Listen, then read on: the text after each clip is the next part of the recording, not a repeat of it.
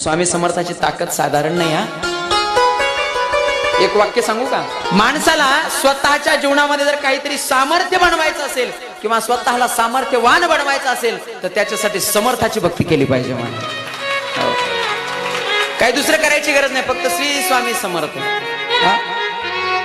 बघा ना, तुम्ही तुमच्या जीवनातलं जर संकट तुम्हाला दूर करायचं असेल, बरेच माणसं जीवनामध्ये त्रस्त असतात, काहींना नोकरीमध्ये अडचणी येतात, जीवनामध्ये अडचणी येतात, धनलाभ होत नाही, संसारामध्ये सारखं काही ना काही गारणं चालू असतं। एक वाक्य सांगू का महाराज?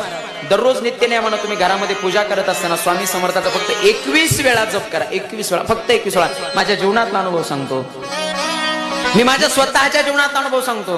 दररोज सकाळी नित्यनेमानं तुम्ही पूजा करत असताना देवाच्या जवळ बसायचं, देवालयाजवळ बसायचं आणि श्री स्वामी समर्थ फक्त 21 वेळा जप करा। बघा, नक्कीच तुमच्या जीवनातली संकट दूर झाले।